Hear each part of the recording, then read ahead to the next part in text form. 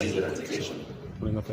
Our goal is not at all to replace African leadership, but to support it and to work in partnership. The best of the world, like CAS in China, Umbrella in Brazil, and ARCAN in India. And we know that there are a number of really high-tech, high-impactful organizations in Africa that will continue to support in the next 20 years. And we bring three comparative advantages.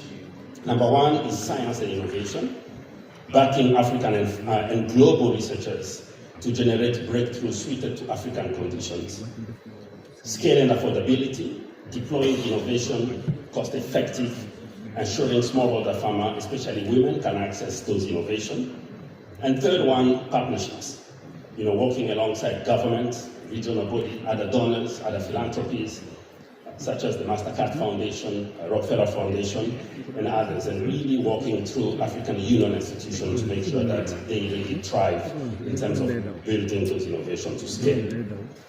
But let us be honest. Public budgets are tight now. Resources are limited, given the macroeconomic situation that we are all living now. That is why every franc, every naira, every dollar must work harder through collaboration, integration, and policies that lower the costs and the barrier to innovation. This is about more than farming. It's about Africa's ability to feed itself, to create dignified jobs for youth, empower women, and protect people from the climate crisis. And it's also about stability. As we all know, a resilient African food system strengthens the world.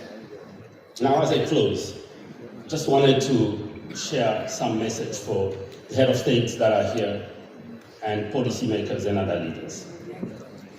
It's so critical for government and policymakers to actually put youth in the center of their development. As I stand here, I'm actually from Rwanda, and my head of state is here. Started my career early on as an orphan. I didn't have opportunities, but I can stand and represent the Gates Foundation across Africa because my government put in place some quite very strong policies that really empower youth, and they continue to do it today. So the future is actually possible when we stand in our youth. President Diomaye Faye, we've been in Senegal for a few days and we're able to visit some really great innovators. Vous êtes en train de transformer le Sénégal. Nous avons rencontré des jeunes qui bénéficient de ce leadership. Continuez à faire ça. And what I would say that my story is not about me, it's about what becomes possible when leaders believe in their citizens. When we actually remove barrier to effective execution, then we move things quickly to deliver for our people. Agriculture teaches us that the same lesson is possible. If we trust our young farmers, equip them with science, digital tools, and AI-driven innovation and open path for dignified work, we will not only transform the food system, we will transform Africa. So my call to you, head of state, policymakers and partners, simple. Match declaration with action, invest boldly in African youth, in agriculture innovation, and in job creation. Because when we bet on our young people, we secure in Africa food's future, and we, the Gates Foundation, and other partners in the room are going to be alongside you in this journey. Thank you. Merci beaucoup.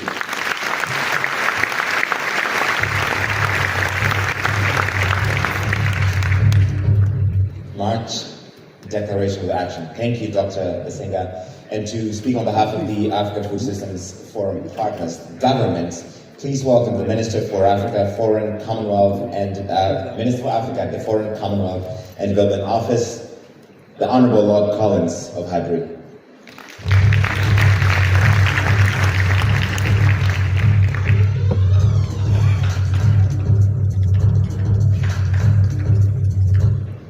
Your Excellencies, President Diomaye, and of course President Kagame of Rwanda. Can I just say I am extremely grateful to both Rwanda and Senegal for hosting this event. It's an amazing event, really, really important. And I of course also welcome all of your Excellencies, distinguished guests and friends. It's a real privileged to join you once again at the Africa Food Systems Forum for the second year in a row. We meet at a time of real challenge. Climate shocks, economic uncertainty, and declining aid are affecting lives across the continent. But what stands out is Africa's response. Decisive leadership, homegrown solutions, and a renewed commitment to transforming agriculture. The Kampala Declaration and the 10-year strategy are exactly the kind of bold, African-led frameworks that can drive lasting change. And with the unveiling of the draft AFC-FTA Agri-Food Trade Plan at the Council of Ministers meeting in Kinshasa, Africa is signalling its intent to shape its own future. The United Kingdom is proud to be a partner in these efforts. We are committed to a new approach to working with Africa, an approach built on long-term partnerships, mutual respect, and shared interests. By the end of next week, I will have visited 19 African countries over the last 12 months to listen, to learn, and build enduring partnerships with people around the continent. Across all of our consultations, we've heard a clear message. Countries want to diversify economies, get more value from natural resources, and build resilience to global shocks. We've also heard the desire to make sure people feel the benefit, especially through good jobs, productive sectors like manufacturing and agri-businesses. The United Kingdom welcomes these ambitions and is ready to support them. We've already started work and look forward to sharing more later this year. We also want to help Africa meet growing global demand for food. For example, British international investment has invested close to £32 million, including via AgDefco in cashew processing in Côte d'Ivoire. This is helping 230,000 farmers and creating close to 3,500 jobs. Our work with ECOWAS and COMESA is helping set up platforms that bring together governments and businesses in rice and creating new opportunities in horticulture. This is cutting down on imports and creating new opportunities across Africa. But I know we must go further. That's why it gives me huge pleasure today to announce a new £5 million UK partnership with AGRA, including working with the African Union and ALDA-NEPAD. This funding, the funding will help deliver the Kampala Declaration, supporting efforts to grow agricultural trade and strengthen key food corridors across Africa. We know that agriculture remains underinvested, despite it employing over half of Africa's workforce and making up nearly 20% of its GDP. With a global food market worth $7 trillion, this represents a big opportunity for Africa's agribusinesses. This will not just boost development, but it will also strengthen our shared food security and resilience. So let us continue working together to raise more money, promote African ownership, and champion trade. Ultimately, this forum is not just about challenges. It's about realizing Africa's vast potential. Together, we must harness the energy and innovation of Africa's youth to build a brighter future for the continent. Thank you very much.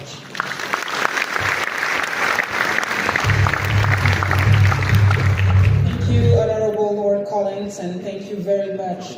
Thank you to the UK for being open to building new partnerships in Africa, and thank you for announcing this fund. C'est un honneur maintenant d'appeler le docteur Alvaro Lario, président du Fonds international de développement agricole, FIDA, qui représente les partenaires qui sont les banques multilatérales de développement.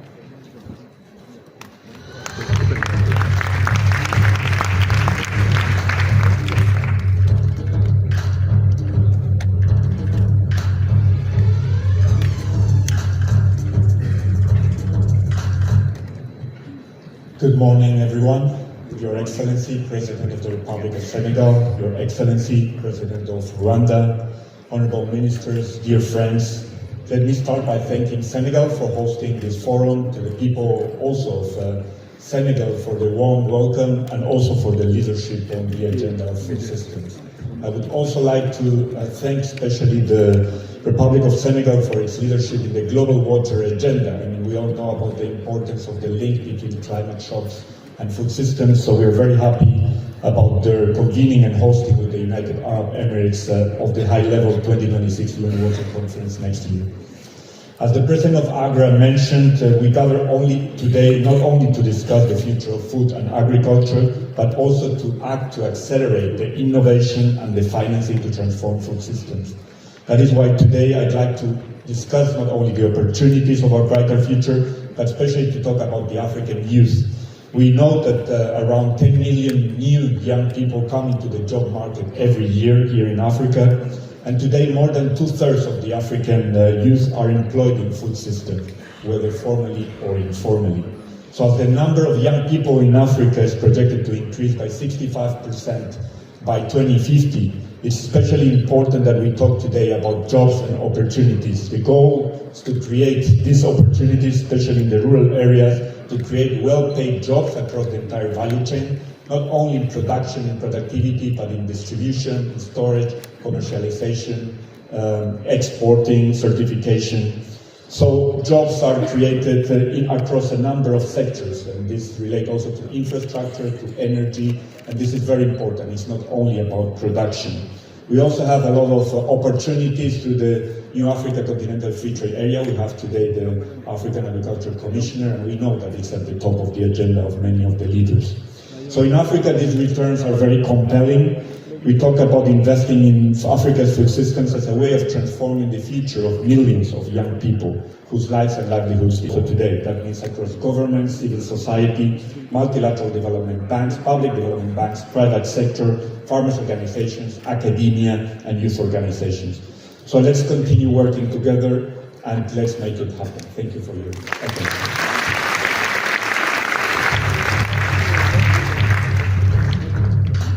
Thank you, Dr. Lario. And now let's hear from the African Union Commission, the Commissioner for Agriculture, Rural Development, Blue Economy, and Sustainable Development, His Excellency Moses Wilakati.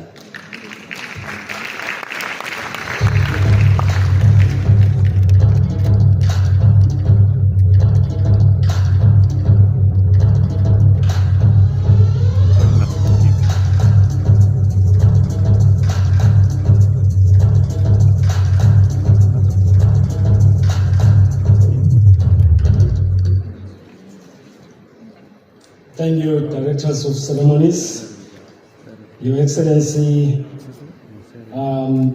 Pastor Faye, the President of the Republic of Senegal, Your Excellency Paul Kagame, the President of the Republic of Rwanda, AGRA Chair and former Prime Minister of Ethiopia, Honorable Ministers, AGRA President Alice Weza, CEO of Earth, my friend Nadis, distinguished delegates, partners, all protocols observed. On behalf of His Excellency Mohamed Ali Yusuf, the Chairperson of the African Union Commission, I bring you warm greetings at the opening session of the 2025 African Food Systems Forum here in Dakar, in the Republic of Senegal. We gather in a city renowned for its vibrant culture, rich history, and dynamic spirit, a city that reflects the resilience and innovation needed to transform Africa's food systems. Allow me from the onset to express our sincere appreciation to the government and the people of the Republic of Senegal for their generous hospitality and support in hosting this forum. Also to extend gratitude to the people, to the President and the people of Rwanda for hosting the secretariat of this important forum. This forum is not a meeting, but a legacy. It convenes at a time of profound urgency. Our continent faces a convergence of challenges: climate disruptions, economic volatility, and geopolitical tensions, which threaten to reverse the hard-earned progress. Yet, within these challenges lie immense opportunities. Harnessing these opportunities requires a clear vision and a robust strategic interventions. The CADAP Strategy and Action Plan of 2026 to 2035, along with the Kampala Declaration, offers a bold roadmap to transform Africa's agri-food systems. It envisions increased production, expanded agro-processing, and value addition, as well as improved food and nutrition security. It also is about enhanced intra-African trade and the creation of wealth, especially for our youth and women, by building a resilient agri-food systems in Africa. The Kampala Declaration sets ambitious targets, which include a 45% increase in agri-food production in Africa, and the mobilization of $100 billion in public-private investment over the next decade. To support this implementation, the African Union Commission, working hand in hand with the OIDNEPAD, is developing a domestication guidelines as well as results framework to guide the implementation. Africa, we know, holds 60% of arable land. With this immense land and opportunities, we can feed ourselves. We can reduce the import bill of up to $100 billion per annum.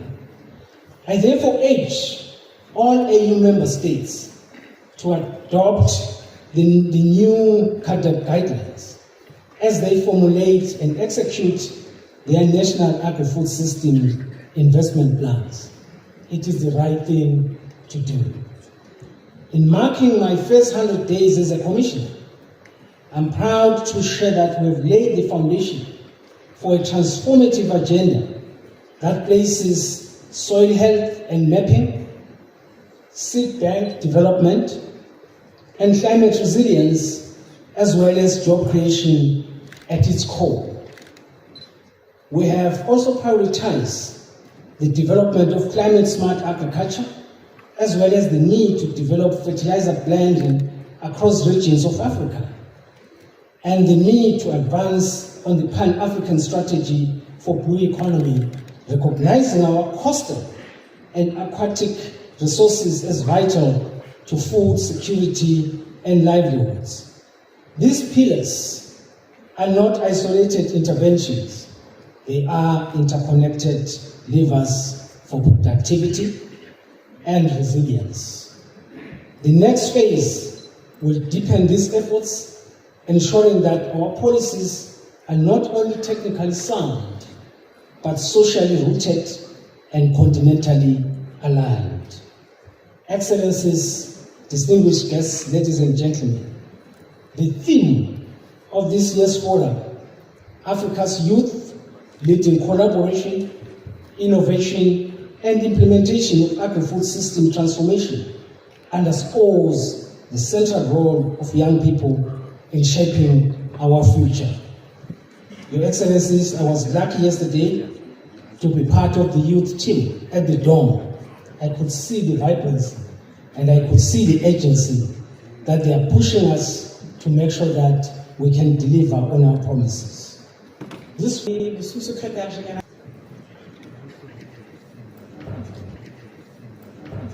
Your Excellency Bassirou Diomaye Faye, President of the Republic of Senegal and our gracious host, Your Excellency Paul Kagame, President of the Republic of Rwanda, my President, Your Excellency President of the Senegalese National Assembly, Excellencies, former heads of state and government, honorable ministers, distinguished delegates, ladies and gentlemen.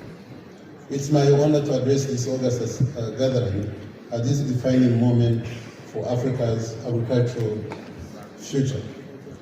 I extend to you warm greetings from the United Nations Secretary General, Mr. Antonio Guterres. He had hoped to join us in this summit, but due to unavoidable circumstances, he could not make it to be here with us. He has nevertheless asked me to assure you of his full support for Africa's agricultural transformation agenda. Allow me to begin by expressing my profound gratitude to the government and people of Senegal for their warm hospitality and to His Excellency, President Faye, for his leadership in hosting us here in Dakar. I also commend the Africa Food Systems Forum Partners Group and AGRA, together with United Nations System, for bringing us together at this pivotal moment. Excellencies, distinguished delegates, we meet today at a critical juncture for the world and Africa. Globally, food systems are under immense pressure. Conflicts, climate shocks, disrupted supply chains, and trade wars have exposed vulnerabilities everywhere. Rising costs of food and inputs have left millions hungry, even in countries that once enjoyed relative stability. In Africa, these global crises amplify our own structural challenges. Our continent, as known, holds more than 60% of the world's uncultivated arable land and abundant water resources. Yet we imported food worth up to $115 billion last year. In addition, we are home to the youngest population in the world, with energy and ideas to drive transformation, yet too many of our youth remain unemployed. We have abundant sunlight and biodiversity, yet climate change threatens our fields and forests than any other region, even though Africa contributes less than 4% of global climate emissions. This is the paradox of Africa, a continent with extraordinary potential, but still marked by persistent hunger and heavy dependence on external markets. How can it be that a continent that should be the breadbasket of the world remains unable to feed its own people? After more than a decade of a comprehensive African Agriculture Development Program implementation, Africa has seen strong institutions, better policy alignment, and agricultural growth. Yet progress has fallen short, with hunger still rising. It is a welcome development that the newly adopted CAADP Strategy and Action Plan seeks to increase agri-food output by 45% and reduce post-harvest losses by 50% by the end of 2035.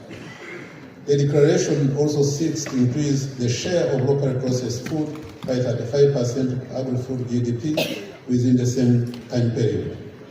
Financing is therefore crucial, as the era of abundant aid is now over.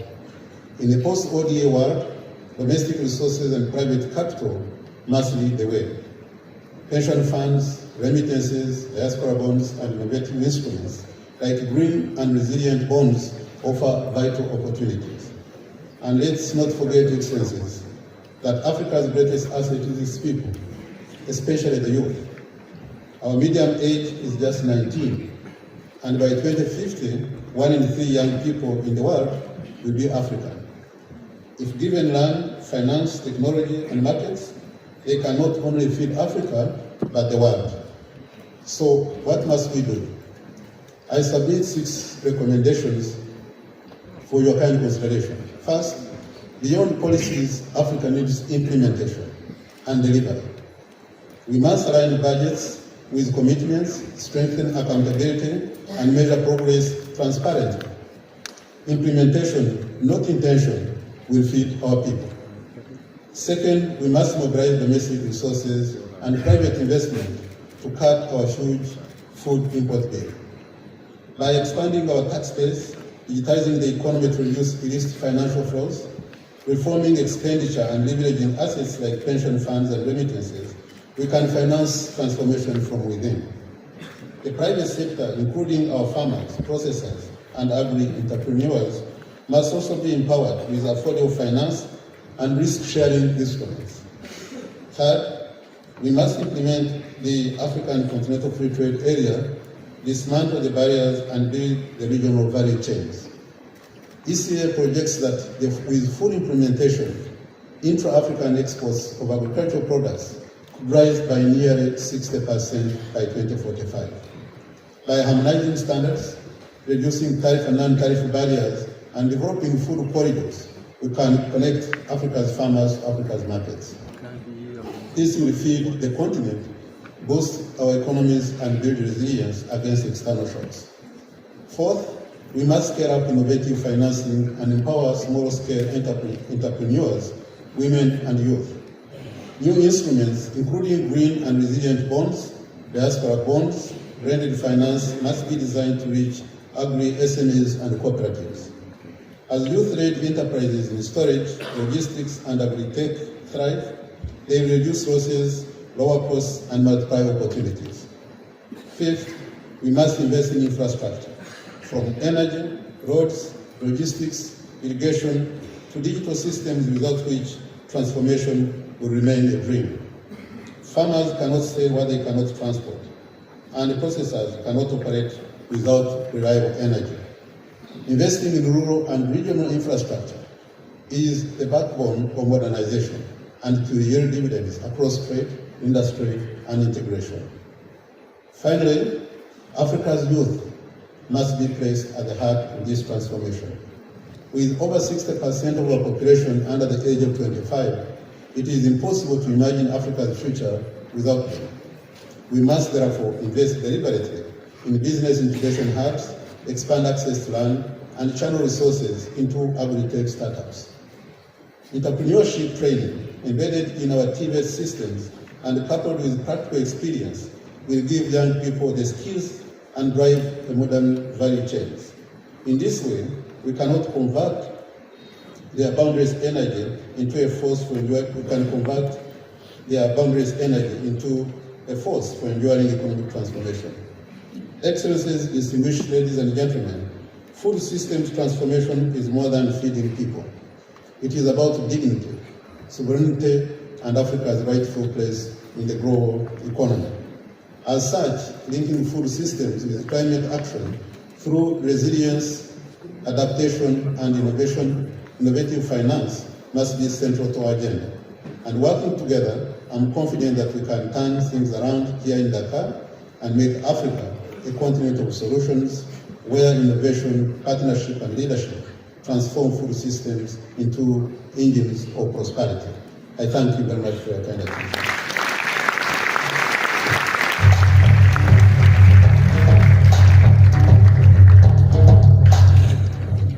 Thank you, Honorable Gatete, and he highlighted a contradiction that I have all the time traveling in Africa, which is why does the continent that's supposed to be the food basket of the world, why can we not feed ourselves? But I guess that's why you guys are here, right? That's why you are here, right?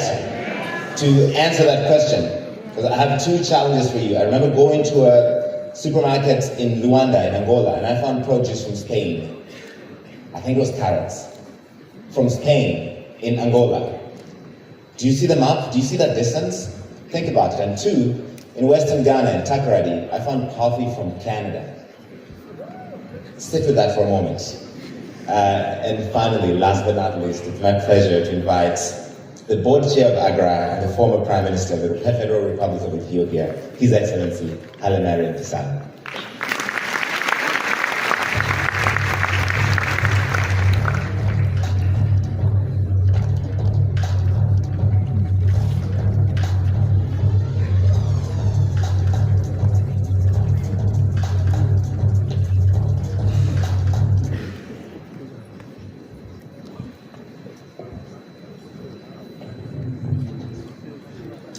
our host, Your Excellency Bassirou Diomaye Faye, President of the Republic of Senegal, Your Excellency Paul Kagame, President of the Republic of Rwanda, Your Excellency Jakaya Kikwete, former President of Tanzania, Excellency the Speaker of Parliament of the Republic of Senegal, Excellency Brother Moses Blakati, representing the AUC Chairperson, Honorable Ministers, high-ranking government officials, and representatives of development partners, distinguished delegates, ladies and gentlemen. Assalamu alaikum. Good morning. It gives me great pleasure and honor to welcome you on behalf of the African Food Systems Forum Partners Group to the official opening of the African Food Systems Forum 2025 here in Dakar, Senegal, the land of Teranga.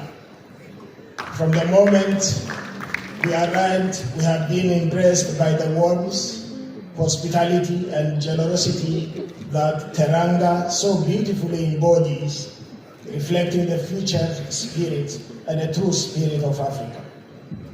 I would like to extend my sincere gratitude to His Excellency President Bassirou and to the people of Senegal for graciously hosting the Africa Food Systems Forum 2025. It is in this spirit of unity and generosity that we gather, guided by a shared purpose to advance Africa's agri-food systems transformation. This year's forum, themed Africa Youth Leading Collaboration, Innovation and Implementation of Agri-Food Systems Transformation, underscores the indispensable role of young people as dynamic drivers of the Africa's agri-food systems. I sincerely thank each of you, especially the vibrant youth leaders. This time we call them our VVPIs, which are innovators, farmers, and entrepreneurs among us, for joining this important forum to explore what we can do to strengthen Africa's agri-food systems and deliver results at scale. I eagerly anticipate the dynamic discussions, bold ideas, and innovative solutions our youth-led collaboration will spark, driving action to build a prosperous future for our continent. Excellencies, distinguished delegates, Africa is blessed with abundant uncultivated arable land, abundant water resources, and the youngest population on the planet. Yet, as our proverb warns us, I quote, "The river is full, but the calabash is empty." End of the quote. Despite our abundance, Africa still imports $70 billion of food each year, loses 30 to 40% of its harvest post-farm, and still produces only 60 to 70% of its food needs. This cannot continue. The urgency is clear. Africa is experiencing escalating climate challenge with more frequent and severe droughts impacting agriculture and food security. In the Horn of Africa alone, recent droughts left over 20 million people acutely food insecure. Meanwhile, women make up nearly half of Africa's agricultural labor force, face barriers to land, credit, and extension, creating yield gaps of 20 to 30%. We all know these challenges because we live them with our communities, farmers, and the youth. Perhaps no one more vividly than Wanjiku in Tanzania, who rises before dawn to tend her field yet worries about unpredictable weather, or Charity in Nigeria, whose entrepreneurial spirit brings but struggles to find meaningful work for her family. This forum is ultimately about them, about the millions of Africans counting on us to act. But there is hope.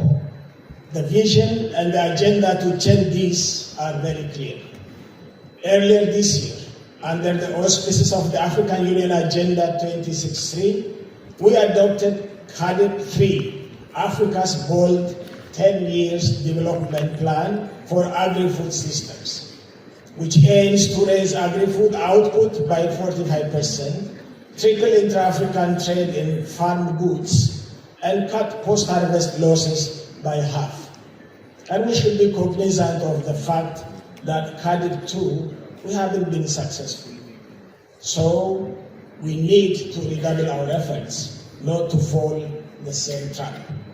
This is not simply an agricultural plan. It is a comprehensive food system strategy covering climate resilience, youth and women empowerment, innovation, and trade as embodied in the African Continental Free Trade Agreement. Here in Dakar, for the 2025 Africa Food Systems Forum, we stand at a defining moment in our continent's journey to transform its food systems. We must commit to turning the CAADP 3 strategy into concrete implementation, as all my friends will say. Achieving CAADP 3 ambitious goals will be like running a marathon. Winning does not require the sprint of a 100-meter dash, but if we are to mobilize $100 billion, boost production by nearly half, triple our intra-African trade, and have our post-harvest losses within a decade, then we must run fast from the outset. That's the pace Africa must now set if we are to succeed by 2035. Excellencies, the good news is that Africa already has a strong springboard for the CAADP 3 marathon. First and foremost are our youth and women, whose energy and leadership are the driving force of Africa's transformation. Across Africa, youth-led agri-tech is cutting losses by nearly 30%. Women's cooperatives are doubling incomes, and women-led agribusinesses already drive 1/3 of regional food trade. The second source of strength is our private sector. Across the continent, firms are linking farmers to markets, technologies, and services. The results are clear. Groundnut farmers in Malawi are accessing better markets. Rwanda's avocado exports have grown tenfold. Soybean adoption is up to 50% in Zambia and Togo. Cashew value chains are expanding in Cote d'Ivoire and Mozambique. And here in Senegal, vibrant value chains are creating new opportunities. Third, our governments are showing greater leadership than ever before. When I was Prime Minister, only a handful of countries placed agriculture and food systems at the top of their economic agenda. Today, I am impressed by how many leaders have made this their priority. I see presidents personally committed, ministers deeply engaged, and technocrats becoming more skilled. Fourth, Africa's research institutions and civil society are emerging as a force of transformation. Across the continent, homegrown institutions are delivering solutions for seeds, soil health, and landscapes, turning research into a real driver of innovation. Finally, our development partners remain crucial allies. The forerunners development partners are increasingly investing in what matters most: financing food systems, building rural infrastructure, and empowering women and marginalized groups, including people living with disabilities, even though the overall aid package is dwindling. These 5 areas, youth and women, private sector, governments, research and civil society, and development partners, give us the strong foundation we need to begin the CAADP 3 marathon with the speed and discipline required. but let us not underestimate what lies ahead. A plan's true worth is proven only when it is translated into action. This demands investment in capable leadership and strong coordination led by governments. Yesterday alone, in our frank deliberations with our youth, they demanded for more tangible, result-oriented platforms for meaningful actions than just talking and going back home. Excellencies, ladies and gentlemen, the time to act is now. Africa cannot wait to harness its potential and transform its food systems. We owe it to the 300 million Africans living in poverty, to our young people searching for fulfilling work, and to our women who hold our communities together. Let us go all in on Africa's third 10-year development plan, carried by empowering youth to lead in agriculture and agribusiness. Fill the calabash and secure a prosperous future for the generations to come. As we conclude, let us remember Wanjiku rising before dawn to tend her field, yet worried about unpredictable weather, and Charity burning with entrepreneurial spirit, yet struggling to find meaningful work for her family.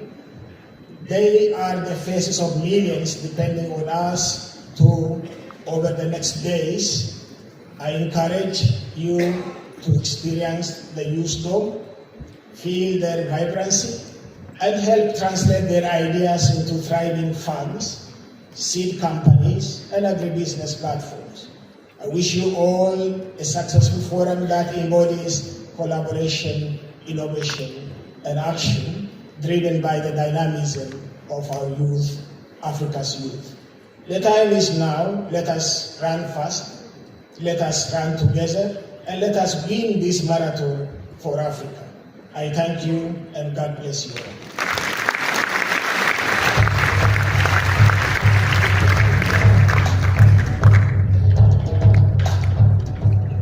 Thank you, Your Excellency, and I appreciated that marathon analogy as a Kenyan, and coming from an Ethiopian. If you're sitting as a marathon, a Kenyan or an Ethiopian has won it. We pick a random city on a map like Zagreb, where is that? Let's go and win that marathon. And that's what we do. He mentioned the youth, we'll come back to that part in just a second, but now it's my pleasure. Please turn your attention to the screens for a video about investing in Senegal. Youngest continent in the world. Over 60% of its people are under the age of 25. In every village, city, and campus, young Africans are rising with creativity, resilience, and the drive to transform our food systems. And here in Senegal, that energy finds a home. A nation where youth potential meets opportunity, where vision meets action. Food systems are about more than farming. They are health and nutrition. They are innovation, energy, logistics, and trade. Across Senegal, youth are reimagining what food systems can be. They are building agropoles that link farmers and businesses. They are leading community cooperatives that empower families. They are coding mobile apps that connect producers to markets. Young entrepreneurs are creating new markets, from food processing to climate solutions. Young women are leading enterprises, ensuring no one is left behind.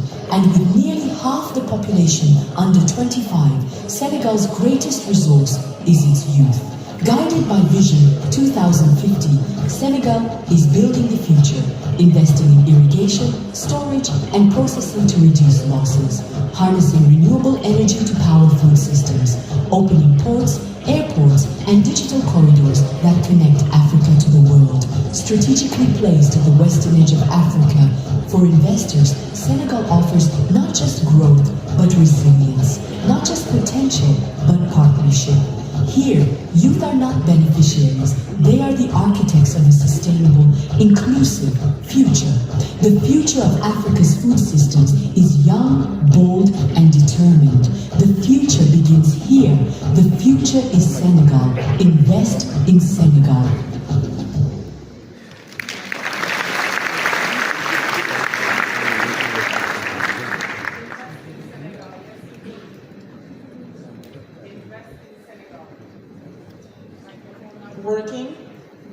Well, thank you. Mesdames et messieurs, en cette journée consacrée à l'avenir de nos systèmes alimentaires et à la jeunesse africaine, nous avons l'immense privilège d'accueillir un homme dont la vision inspire et dont l'engagement incarne l'espoir d'une transformation profonde et durable. Son Excellence M. Bassirou Diomaye Diakhar Faye, président de la République du Sénégal, est un leader dont la voix porte bien au-delà des frontières, par sa volonté de bâtir une Afrique forte, inclusive et résolument tournée vers l'avenir. Il incarne les aspirations de toute une génération. Excellence, nous vous prions respectueusement de bien vouloir prendre la parole et partager avec nous votre message.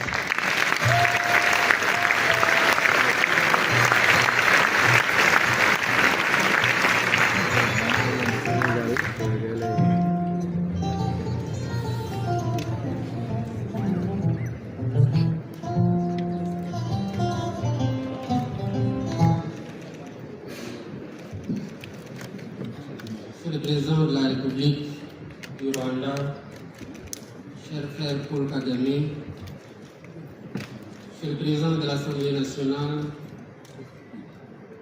Mesdames, Messieurs les ministres, Monsieur le Président du Conseil d'administration de l'Alliance pour une révolution verte en Afrique, Monsieur le secrétaire exécutif de la Commission économique pour le développement agricole, Mesdames, Messieurs les membres du corps diplomatique,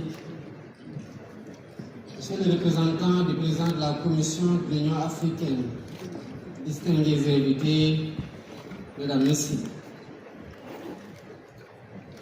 Le Sénégal se réjouit d'accueillir la 19e édition du Forum sur les systèmes alimentaires africains. Je souhaite la bienvenue et un agréable séjour à nos hôtes.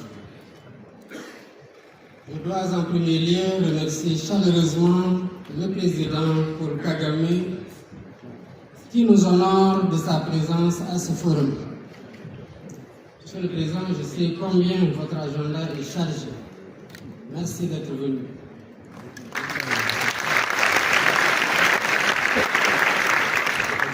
Merci à toutes et à tous d'avoir répondu à l'invitation du Sénégal. Votre présence à Dakar aujourd'hui traduit tout l'intérêt que nous avons pour en faire une base de souveraineté alimentaire en Afrique. Je tiens également à féliciter le président du conseil d'administration et tous les membres de l'Alliance pour une révolution verte en Afrique, AGRA, co-organisateurs de cette rencontre, pour la priorité qu'ils accordent à la lancinante question de l'alimentation en Afrique. Mesdames, Messieurs, au moment où nous sommes réunis ici, des millions de femmes et d'hommes sont dans les champs à la faveur de la saison des pluies. Pour la plupart, ils travaillent la terre à force de bras ou à l'aide de machines rudimentaires et ne peuvent compter que sur quelques mois pluvieux.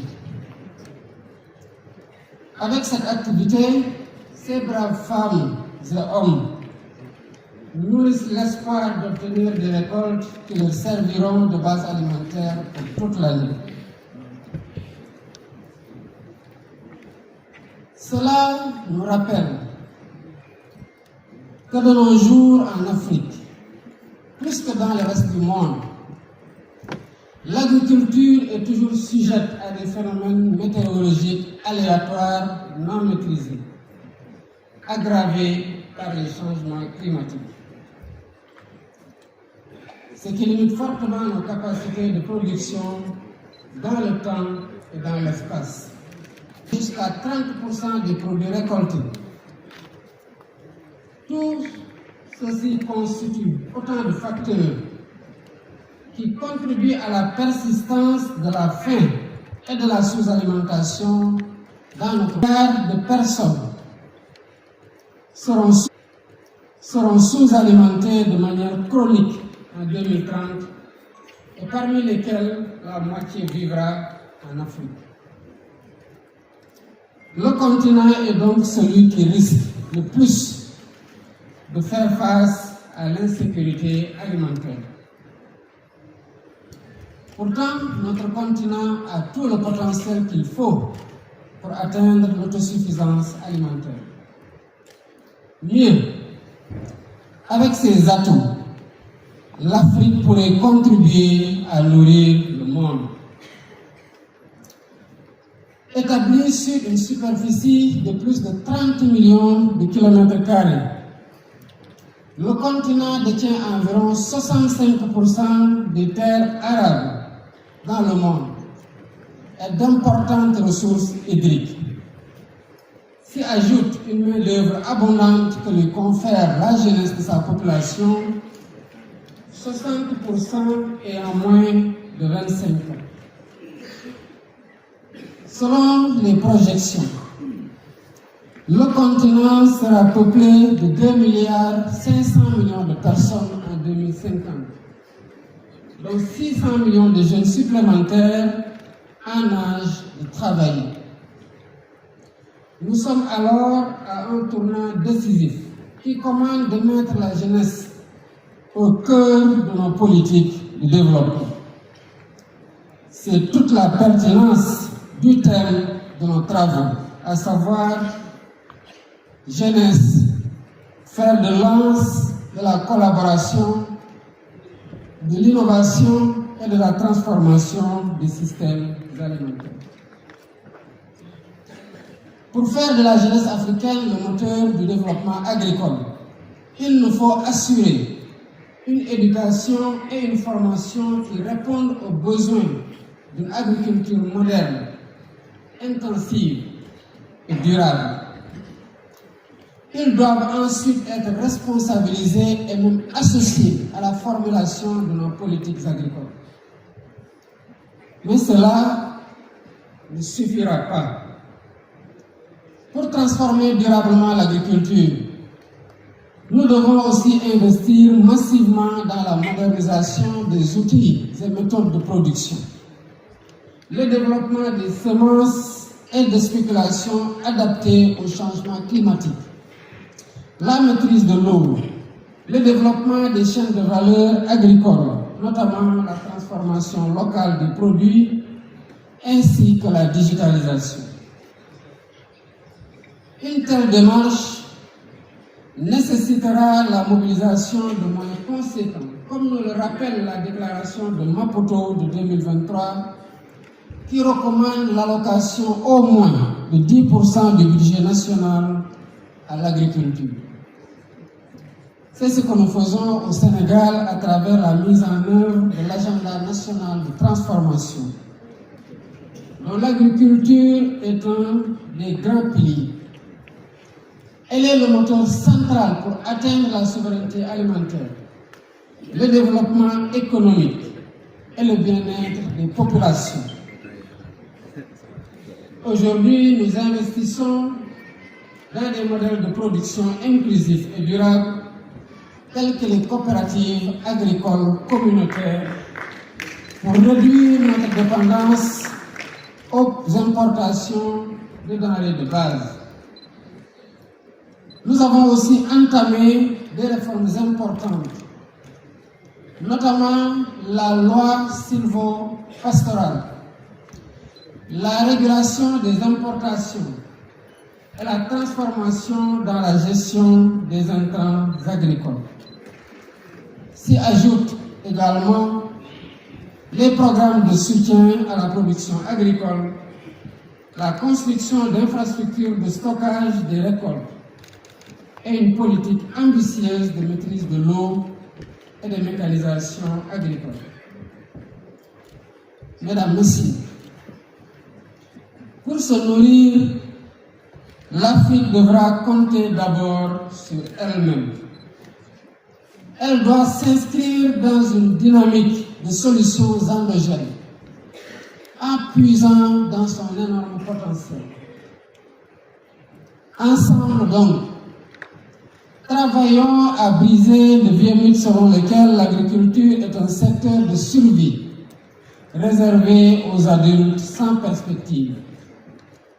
Rendons les campagnes plus attractives par leur désenclavement, l'accès aux services sociaux de base et les investissements mettant en valeur le potentiel économique de chacune d'elles. Œuvrons à la promotion du commerce intra-africain en saisissant les opportunités de la ZLECAf pour faciliter un accès rapide aux produits et leur écoulement. Encourageons l'émergence d'un secteur privé fort, capable d'investir dans l'agrobusiness et d'approvisionner nos marchés domestiques et de vendre le surplus à l'extérieur. Un secteur privé capable d'accompagner les processus d'industrialisation par le développement des chaînes de valeur au niveau local. Unissons nos volontés, mobilisons nos ressources et faisons de la création des systèmes alimentaires robustes le moteur de la renaissance africaine fondée sur la souveraineté et le développement partagé. Je suis persuadé que notre jeunesse est prête pour relever ces défis. Elle a l'énergie, elle a la créativité, elle a la détermination. À nos dirigeants de lui offrir les moyens d'agir. Je salue tous les acteurs des systèmes alimentaires présents et les appelle à se mobiliser avec nous pour réussir ensemble le pari de faire de l'agriculture un choix de carrière désirable pour les jeunes Africains et de réaliser l'autosuffisance alimentaire. Je déclare maintenant ouvert les travaux du 19e Forum africain des systèmes alimentaires et vous remercie de votre attention.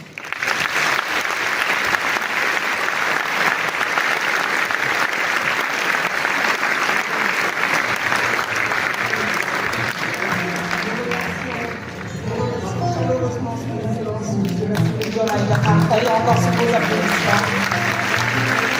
Son évolution et sa vision audacieuse, son engagement envers la jeunesse et la transformation des systèmes alimentaires qui nous rappellent que l'avenir de l'Afrique, c'est ici et maintenant. Et donc pour célébrer cette énergie, cette créativité, cette Afrique qui vibre, Larry, on a besoin de célébrer ça, on a besoin de célébrer notre jeunesse. Yes, indeed. And you are in for such a treat for this next performance. We are in Senegal. I'm going to be back here. And now we're going to give you a taste of that culture, just the beauty of it. Are you ready for this? Yes, I am. Take it away. I am. Who are we expecting? Well, it's in Mandinka, and the group's name is It's Time. It's time for Africa's youth. Right. It's time for agriculture. It's time to fill the calabash. Okay.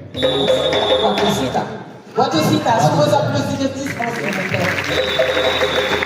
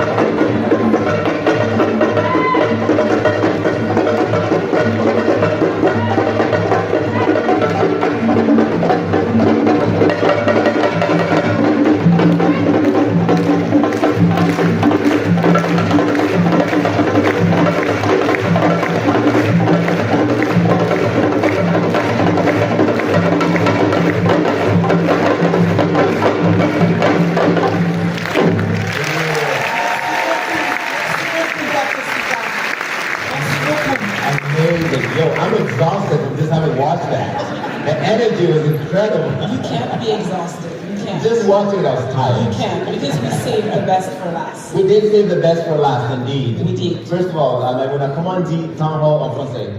On va dire town hall. Ah bon? C'est plus simple. On va dire town hall présidentiel. Avec Okay, la jeunesse. that's C'est plus simple. fantastic. That's what we're about to do. I'm sure you're wondering. We keep saying we're centered in the UK, but where are the youth? Were you thinking it? We were also thinking it. So we brought the youth, and we saved the best for last. We're about to launch into the presidential youth town hall and hear from some amazing young voices here. Yes, indeed. Et ce segment dépasse le cadre d'un simple échange. Il incarne un symbole fort, celui d'un dialogue direct entre les jeunes leaders du continent et les chefs d'État qui façonnent l'avenir de ce continent. Et pour ouvrir ce moment, nous allons inviter 5 jeunes innovateurs et entrepreneurs à nous rejoindre sur scène et à prendre place. Exactement. And to start off, please welcome from Djibouti, Fahima Mohammed, agri-influencer and founder of Kalmar. Sous vos applaudissements, s'il vous plaît. Sous vos applaudissements. Give very best applause for them, please. Ensuite, j'aimerais appeler Madame Claudia Senghor, macro et économiste et fondatrice d'AgroBay. Sous vos applaudissements, s'il vous plaît. And next, please welcome Ms. Cindy Samba, CEO de Johnson. Ensuite, j'aimerais appeler Madame Adja Boudi Kanté, fondatrice et PDG de Cereal House. A lot of people in Cereal House here. A lot of fans you have in the house. Please welcome Ms. Adja Boudi Kanté, founder and CEO. I'm actually welcoming her again. You welcome her again. We love you so much. Please welcome Mr. Mustafa Sidiye, founder of Veraz.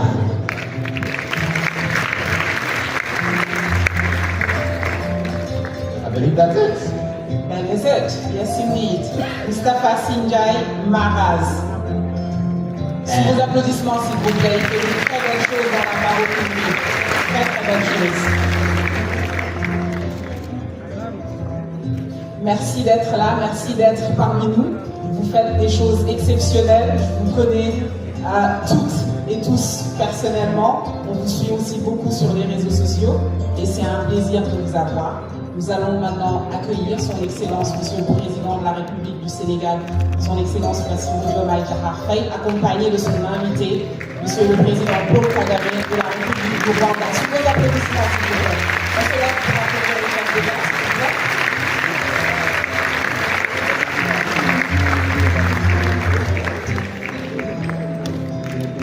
This is fantastic. We want to hear a real dialogue between the leaders and the young people here. As you can see from the theme, Africa's Youth Leading Collaboration, Innovation and Implementation of Africa's Agri-Food Systems Transformation.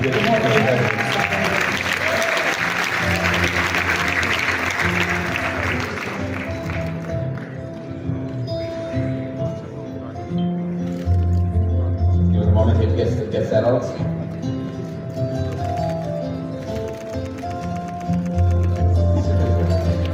Bonjour, Son Excellence.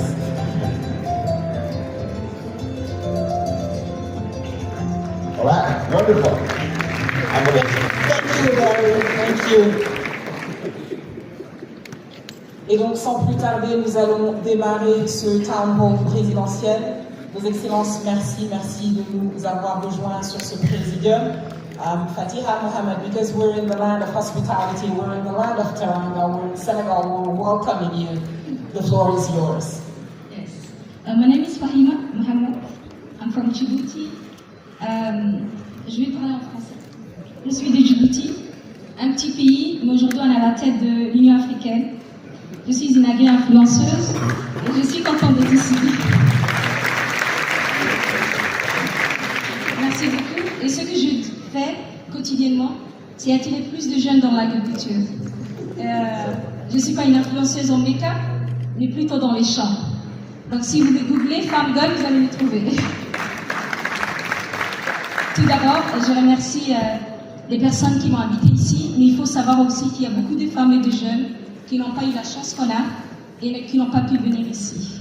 Donc, tout d'abord, je voudrais dire merci beaucoup, Monsieur le Président du Sénégal. Le jour où vous avez été élu, j'ai fait un tweet et j'ai écrit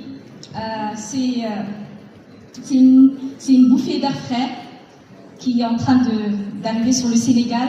Vous allez changer la donne, et c'était vrai. Et je suis contente d'être ici. Monsieur le Président du Rwanda, depuis toute petite, I'm going to speak in English. From a young age, I really admire you because you are actually a he for she, and for women's rights, you did so many things for Rwanda women, but only for African women. Thank you. Et aujourd'hui, je suis ici, j'ai pas beaucoup de temps, mais je suis ici pour dire à toutes les personnes qui sont à la tête des pays africains, l'Afrique pour l'Afrique. Et s'il vous plaît, quand vous parlez de nous, de la jeunesse, s'il vous plaît, donnez-nous une place à la table. Parlez de nous, mais avec nous.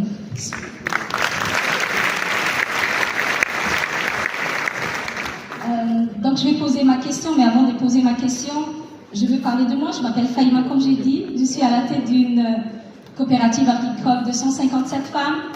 La plus âgée a 79 ans et la plus jeune a 14 ans. Et je porte leur voix aujourd'hui ici.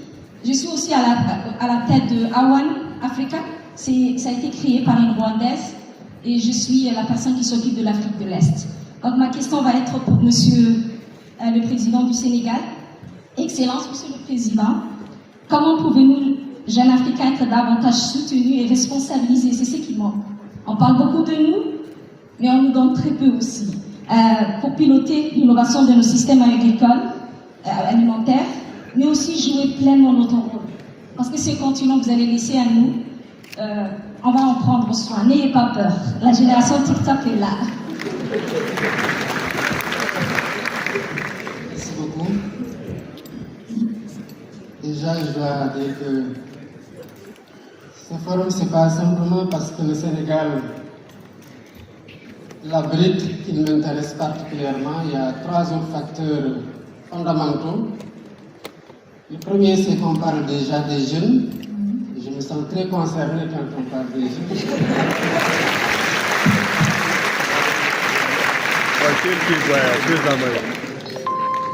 Le deuxième, c'est que si vous regardez certainement sur les réseaux, vous verrez que je suis agriculteur quelque part, avec moins de temps maintenant, certes. Je continue à m'intéresser à ce qui est dans nos champs quand même. Le troisième facteur, c'est qu'on parle de transformation. Et au Sénégal, justement, nous sommes à l'ère de la mise en œuvre de la vision Sénégal 2050 que nous avons conçue et qui s'appelle l'agenda national de transformation. Il y a des constats qui sont quelque peu contradictoires, si on peut le dire. Nous avons 60% des terres arabes, mais 64% des terres non cultivées. Nous avons la main-d'œuvre, à savoir la jeunesse. Nous avons le besoin en termes de nourriture, parce qu'il faut assurer l'autosuffisance alimentaire des 2,5 milliards de personnes projetées en 2050, dont les 600 millions auront moins de 25 ans. Et pourtant, on se rend compte que nous importons énormément, sauf qu'elle ne m'avait pas répondu.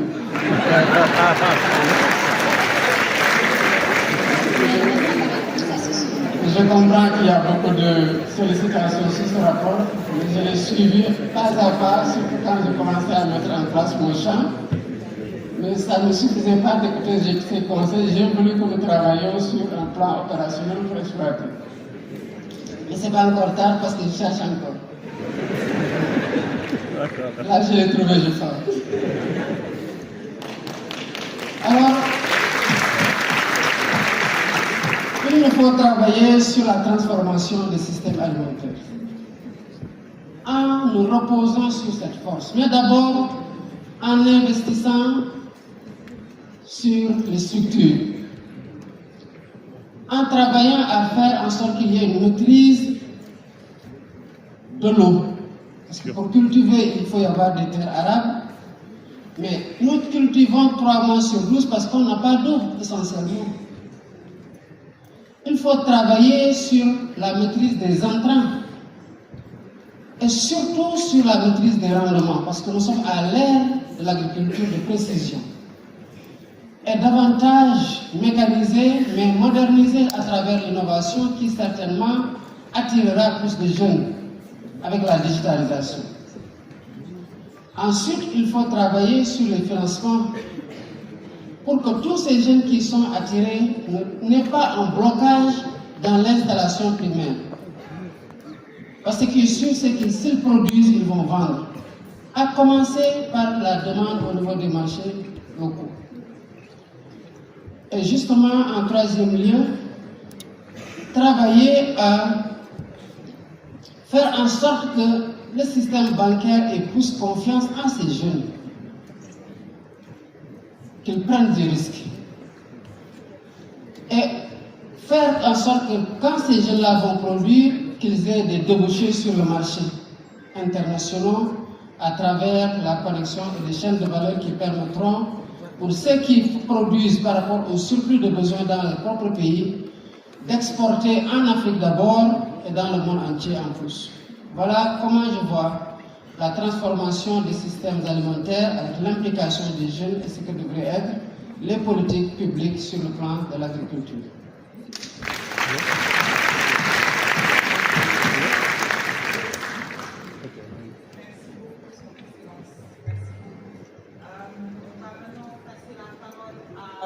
Claudia, on va te demander quand même de retourner dans ta boîte, de retrouver ce message du président d'il y a 2 ans, de faire un dossier complet et d'aller le déposer à la présidence. Claudia, the floor is yours. C'est une catastrophe. Je sens déjà mes abonnés qui vont me dire, mais qu'est-ce que tu as fait? J'ai commencé mon propos par dire que le jour où les métiers de l'agriculture feront autant rêver que la médecine, le journalisme, le droit, la finance. Ce jour-là, nous aurons gagné une grande bataille. On a un agriculteur aujourd'hui qui est devenu président. Donc, j'ai bon espoir, je pense que l'avenir est radieux. Bonjour à tous et à toutes. Excellence, distingués invités. Je suis Claudia Senghor, agroéconomiste de formation, consultante agricole dans la vie de tous les jours et influenceuse agricole, si on peut l'appeler comme ça. Je suis sur les réseaux sociaux depuis 4 ans maintenant et j'essaie de rendre un peu plus attractif le secteur agricole, de donner envie à cette jeunesse, de leur parler d'argent. Parce qu'aujourd'hui, on veut tous s'en sortir d'une manière ou d'une autre, et si on ne parle pas d'argent, je pense que ça ne les intéressera pas. Donc c'était un peu ça le modèle de base, parler d'argent et leur montrer que autant qu'en banque, qu'en faisant du droit ou de la médecine, en agriculture, on peut devenir millionnaire. C'est ça l'objectif de l'AgroBD. Et donc depuis, on est une communauté de plus de 380 000 personnes, dont le président de la République du Sénégal. Et donc on forme des jeunes, on les accompagne dans la mise en place de leurs projets agricoles. Et je suis très heureuse d'être ici. En accompagnant justement des jeunes un peu partout en Afrique, que ce soit d'abord au Sénégal, un peu partout en Afrique de l'Ouest, au centre, à l'Est et au Nord, il y a quand même une problématique. Il y a des barrières. Il y a des barrières pour les investisseurs. Il y a également une barrière pour l'investissement privé en général. Ils vont freiner beaucoup de choses. C'est pour ça que ma question va s'adresser à son Excellence, le président Kagame. Quelle réforme politique portez-vous aujourd'hui pour attirer davantage d'investissements dans les systèmes agroalimentaires en Afrique? Je sais que le Rwanda est un exemple dans tout ce qui est agriculture, mais on aimerait bien en savoir un peu plus pour s'en inspirer. Merci.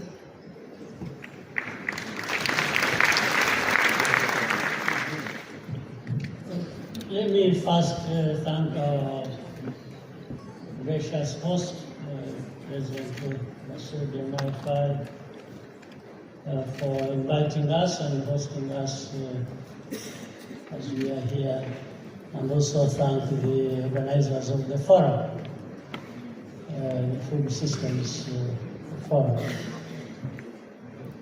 It's a very important discussion, especially at this time in time.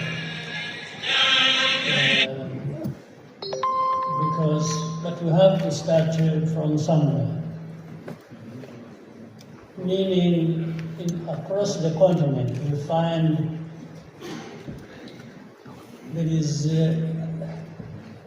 largely subsistence agriculture, which we have to modernize and make it sustainable. And around that, there are other serious problems that affect us, like climate change.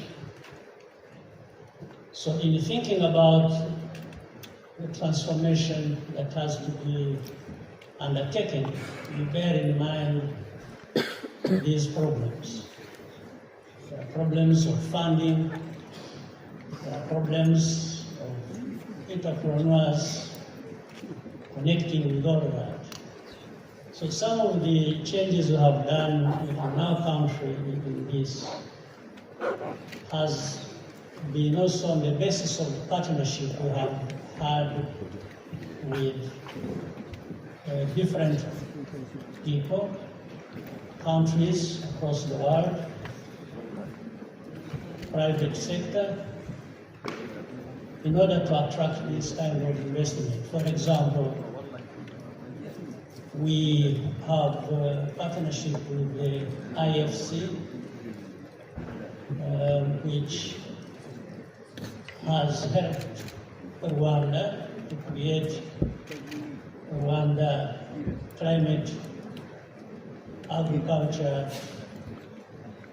Smart Agriculture Initiative Plan, which works across the country and starts with even small farmers, but focused on smart agriculture that is going to be sustainable. But most importantly, we have also mobilized the country to be part of that by understanding that when we're talking about food systems and agriculture there and the investments,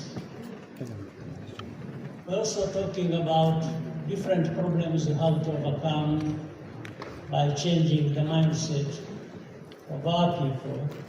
And some of these things have been said before, where one, we are not producing enough. Two, even the little that is produced is sent outside to be processed, and then what comes out of that is sent back to us at so many times more expensive rate. So the transformation, the reforms that have got to be carried out have to start with changing people's minds and practices. And we are asking ourselves the questions. In Africa, what don't we have? What don't we know? But there must be something to show for all of that. We must show that we know what to do, we have what to do, and there is that abundance that has been talked about of land, of manpower, of the know-how to do things. So the reforms have been built on that. We have also continued, gone ahead and created, it's called Rwanda Ireme Invest, again partnering with different groups from across the world. We created a fund that focuses on enabling people across the country who want to be part of this progress forward. And in fact, the first the round of funds came around COP27, where $100 million was mobilized for this fund, and this fund is working across the country to help the farmers to make the changes they want to make with the support of government and external partners in the structures of the food systems activities we have created in the country. And again, I want to thank AGRA and others who have worked with it. I want to acknowledge the former Prime Minister Mariam Desalegn of Ethiopia, who has been very active in overseeing and running this and working with countries like our own, Rwanda, and others across the continent. You can see the results are beginning to be realized, but we need to do much more than we have already done.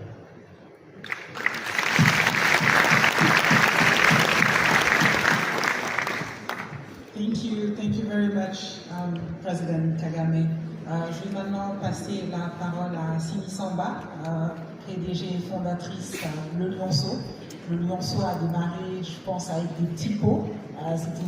Ça facilitait la vie aux mamans.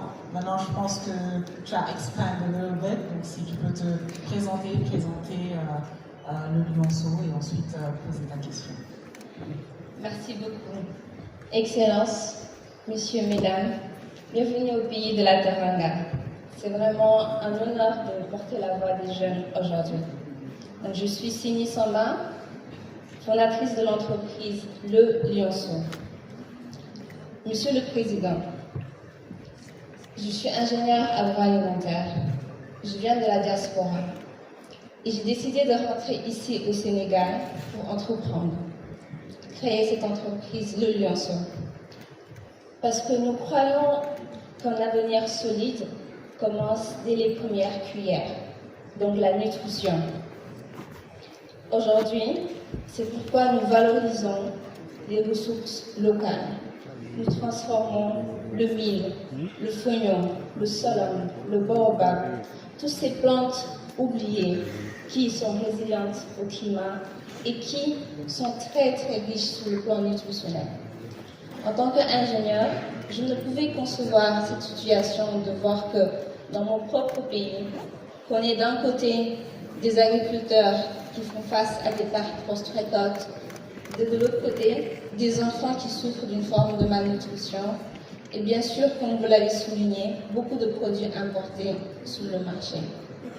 Donc aujourd'hui, nous avons décidé d'apporter une valeur ajoutée sur ces plantes-là. Donc développer des purées, des céréales, des compotes. Et Monsieur le Président, le Lionceau, ce n'est pas uniquement ces produits-là, c'est tout ce qu'il y a derrière. Ce sont des jeunes qui innovent, ce sont des femmes qui entreprennent, et ce sont des producteurs qui retrouvent leur dignité grâce à notre activité. Aujourd'hui, le Lionceau, comme son nom l'indique, est encore jeune, mais il porte en lui la promesse d'un roi, celle d'un futur où nos enfants sont bien nourris, sont en bonne santé et sont prêts à bâtir l'Afrique de demain. Et Monsieur le Président, des entreprises comme le Lionceau, il y en a des milliers de jeunes qui sont prêts à apporter des solutions concrètes pour redéfinir le narratif africain. Aujourd'hui, je suis membre du Conseil national de l'entrepreneuriat, le CNE, et nous nous sommes regroupés en différents consortiums, dont celui sur les chaînes de valeur, sur l'agriculture. Et nous portons aujourd'hui un projet de 330 milliards pour accompagner la vision du Sénégal 2050. Nous venons, Monsieur le Président, avec des solutions concrètes pour vous montrer comment est-ce qu'on peut bâtir ensemble le Sénégal sur les 25 prochaines années, en mettant l'industrialisation locale au cœur de nos activités. Donc ma question à notre cher Président, M. Diomaye Faye, c'est comment est-ce que vous voyez aujourd'hui la mobilisation de ces ressources financières pour accompagner ces investissements-là? Parce qu'aujourd'hui, à travers ces investissements, la volonté, c'est d'avoir la souveraineté alimentaire, la création d'emplois et bien sûr accompagner ces solutions endogènes, comme vous l'avez mentionné tout à l'heure. Donc je vous remercie, Monsieur le Président, pour l'attention que vous accordez à cette nouvelle génération d'entrepreneurs qui portent une ambition panafricaine au service de notre souveraineté alimentaire. Merci.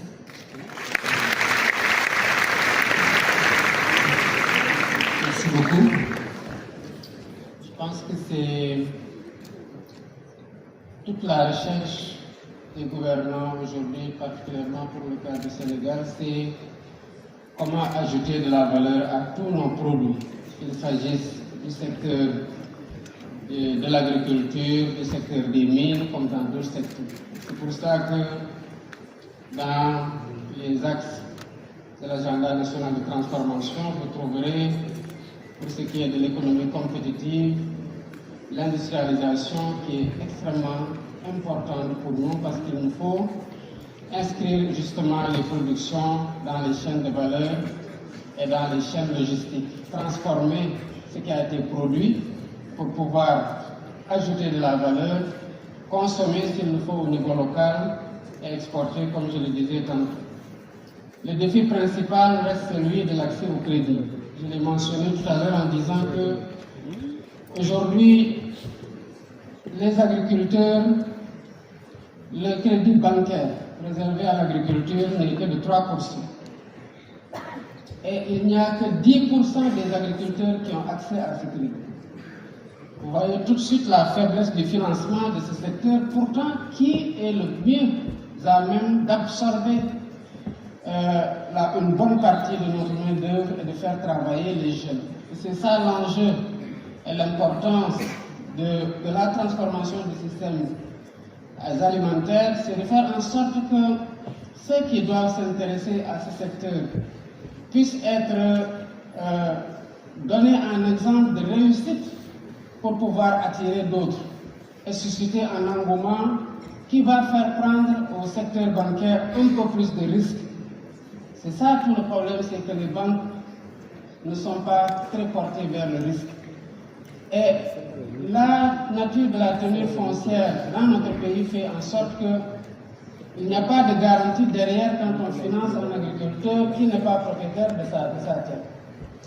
C'est pourquoi d'ailleurs j'ai instruit le gouvernement de travailler très rapidement à une réforme foncière qui donnerait plus de droits aux propriétaires fonciers pour qu'ils puissent apporter ces terres en crédit au niveau des banques et pouvoir se financer. Pour le moment, là où nous insistons, c'est qu'à travers les structures de financement, qu'il s'agisse de la délégation à l'entrepreneuriat rapide, pour laquelle, dont j'ai instruit la déléguée d'accompagner l'installation des coopératives agricoles. Et sous ce rapport, pour l'année en cours et la prochaine année, c'est près de 3000 coopératives agricoles communautaires qui seront accompagnées par la DER, en plus de ce que le ministère de l'Agriculture prévoit de faire.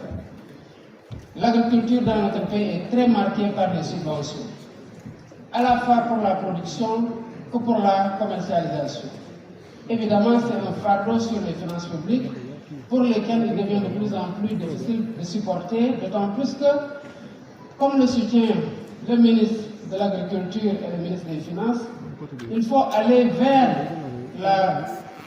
les investissements dans le secteur de l'agriculture pour pouvoir supporter la part la plus lourde dans l'investissement dans les aménagements hydro-agricoles et faire en sorte que ces jeunes qui arrivent aient déjà les infrastructures hydro-agricoles primaires pour pouvoir se baser sur ça et emprunter à partir des petits crédits et aller vers directement une production qui leur permettra de produire à des taux compétitifs, mais plus de supporter aussi le crédit, les échanges de crédits qu'ils ont empruntés. Étant entendu, comme je l'ai dit, que dans un continent ou dans un pays où il faut aller importer pour pouvoir subvenir aux besoins en nourriture, aux besoins alimentaires de l'ensemble des populations, évidemment, quand on produit, il y a à dire que ce sera consommé. Il faut juste gérer les parcs passerécoles, et là aussi le gouvernement travaille, et bientôt nous allons lancer d'ailleurs la construction beaucoup d'infrastructures de stockage avec le privé en s'entend. Et il faut aussi les impliquer davantage et faire en sorte que ce secteur privé-là puisse accepter de mettre de la ressource financière dans l'agriculture. Voilà en somme les leviers sur lesquels nous travaillons pour pouvoir accompagner toutes ces innovations, tous ces agriculteurs et tous ceux qui osent aujourd'hui revenir et s'engager dans ce secteur, soit dans la production, soit dans la transformation des produits qui sont ainsi tirés de cette activité. Merci beaucoup, Son Excellence. Merci beaucoup.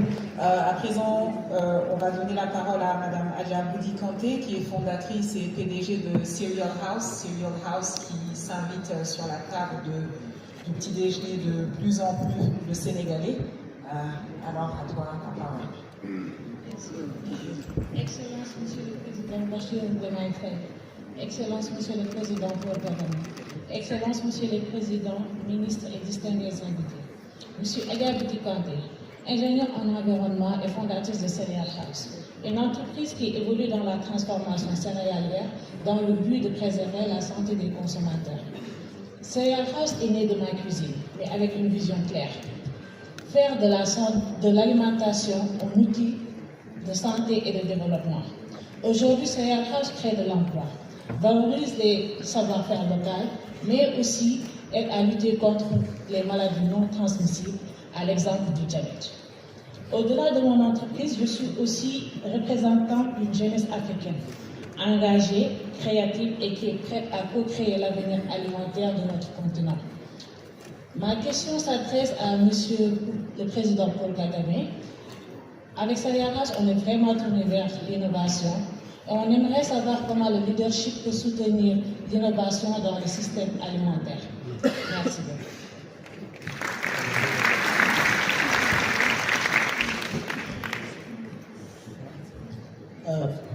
There has to be partnership across the board.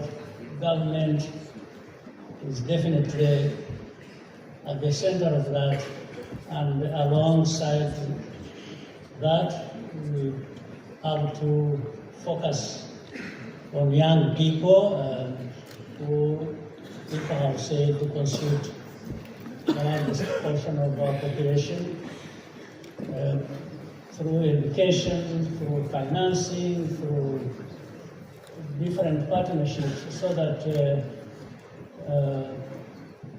all these young minds with their innovation and ideas in terms of entrepreneurship can thrive.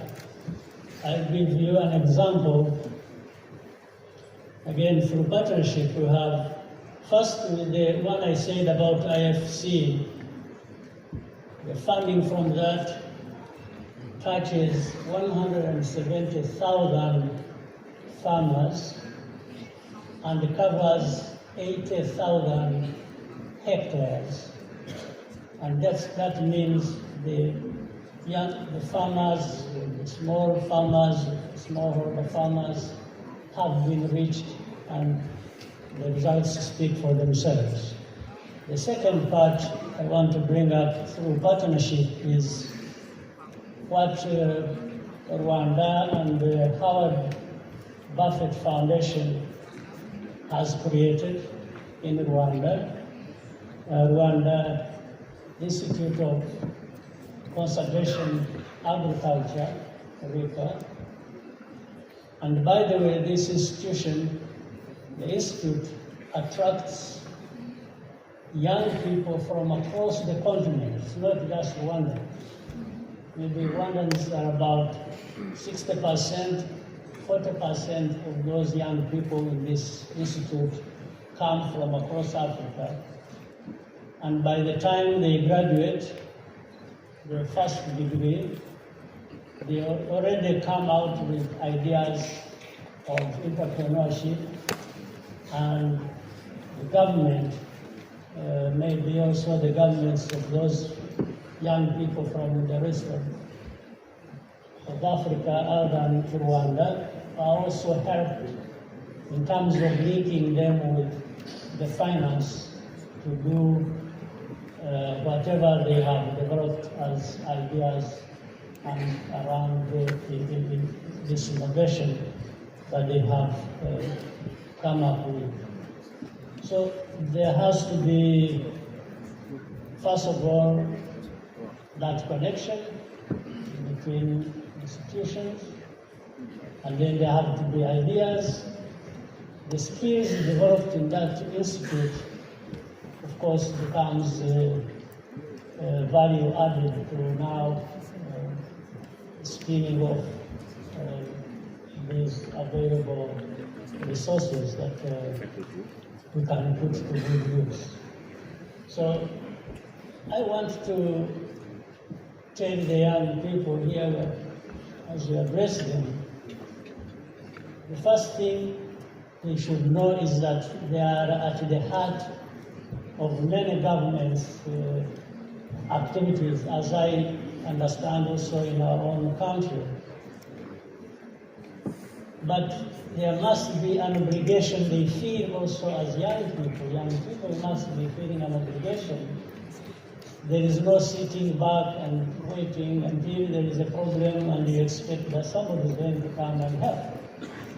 But you must be out there actively engaged in doing your part, as then we bring the support of other institutions, including those of government, to partner with you in taking your ideas further than you have already developed. So it's an open field, but it has to come up with the people who are active in search of what to do. Young people must find a purpose that guides them. And along the way, these other efforts are there to partner with you, whether from within or from outside, but mainly the government is interested in making sure that the young people are these resourceful, energetic people who are going to keep growing the country forward. Thank you very much, Mr. President. Last but not least, on va donner la parole à Moustapha Sindiaye, le fondateur de Maraz, qui lui est dans la maroquinerie de luxe, et qui parle de maroquinerie de luxe, parle quand même de peau, de transformation. Maraz, la parole est à toi. Merci, Benjamin. Je pense qu'aujourd'hui, les défenseurs du mouvement Empowerment et la Cour des femmes seront contents parce que 4 ans pensera là. C'était normal, Maraz, parce que nous avons 2 chefs d'État qui sont des Hifochi. Exactement.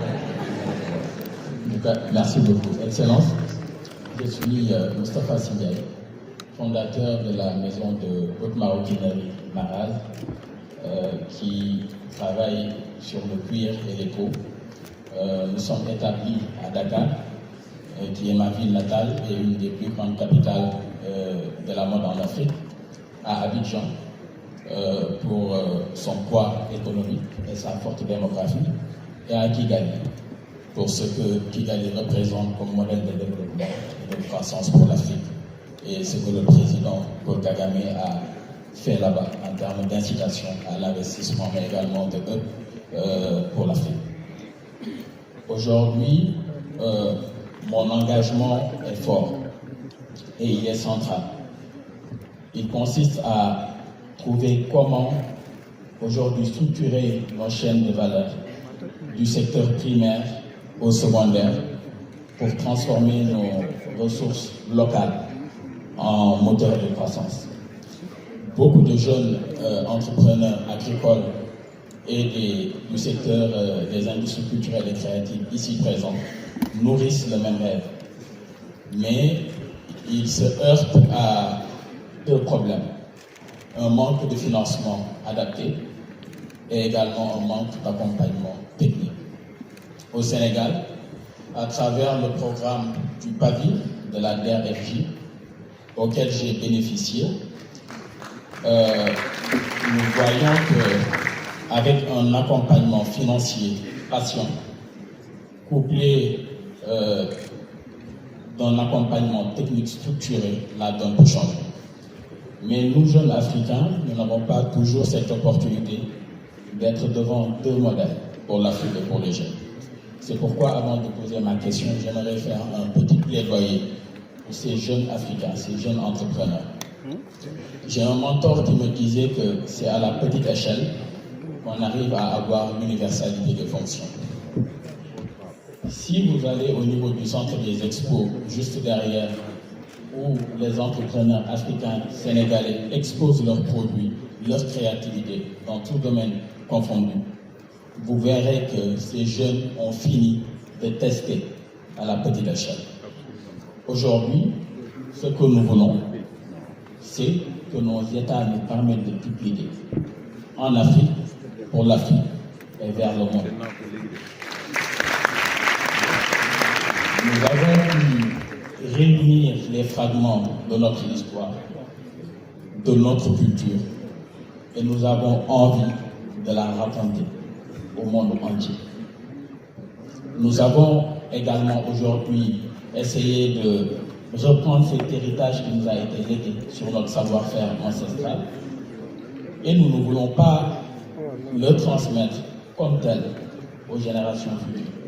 Nous voulons apporter notre pierre à l'édifice par la technologie, par l'innovation, par l'intelligence artificielle.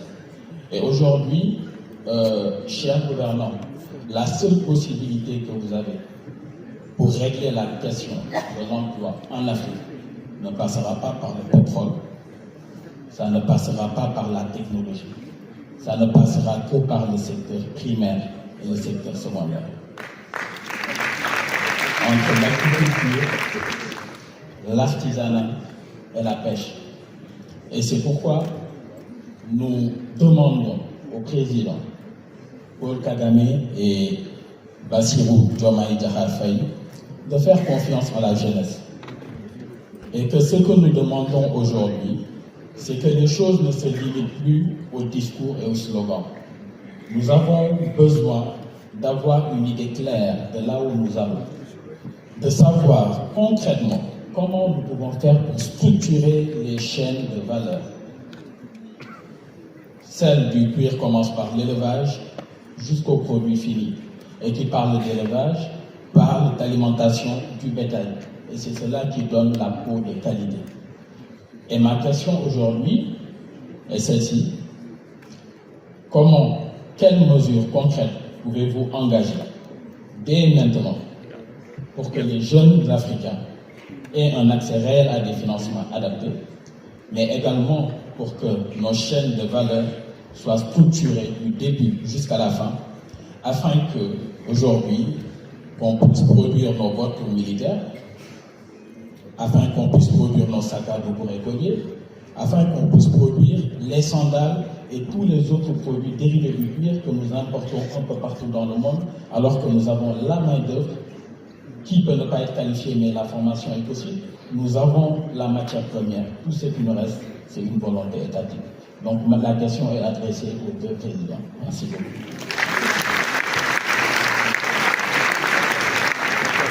Merci beaucoup. Certainement pour ce qui est de l'aspect financement, je pense que j'ai répondu tout à l'heure.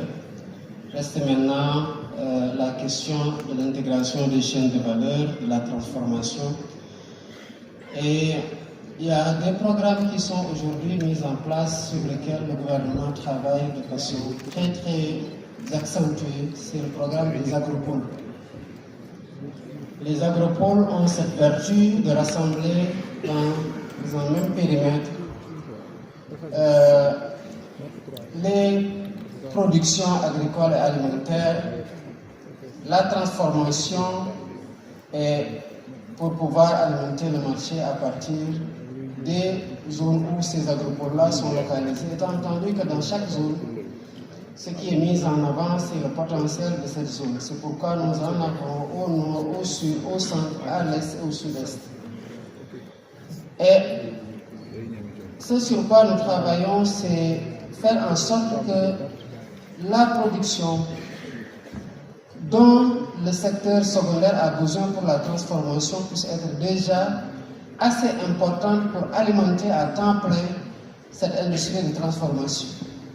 Sinon, pour une bonne partie, s'il y a une rupture dans la chaîne d'approvisionnement en produits primaires, les transformateurs ou les artisans, pour prendre votre cas, vont aller directement s'approvisionner sur le marché international et ça peut être un facteur de renchérissement des coûts de production et donc de déficit de compétitivité de leurs produits. Il faut aussi que, en attendant, parce que je pense qu'aujourd'hui, pour l'avoir testé moi-même, nous n'avons pas de problème de qualité de production aujourd'hui. Qu'il s'agisse de la couture, qu'il s'agisse de la maroquinerie, qu'il s'agisse de tout ce dont aujourd'hui les jeunes comme les anciens peuvent avoir besoin pour leur habillement et leurs accessoires, ça peut être produit ici. Et l'état d'esprit me semble avoir quand même particulièrement changé au niveau du leadership dans la consommation des produits issus confectionnés par nos artisans, chaussures, cuir, etc. et vêtements. Et aujourd'hui, je pense que tous ceux qui regardent par rapport au leadership peuvent avoir l'inspiration et la fierté de porter ce qui est produit au niveau local sans complexe, du côté des dames que du côté des femmes. L'enjeu, comme vous l'avez dit, c'est déjà de rayonner et d'être impérial sur le marché local.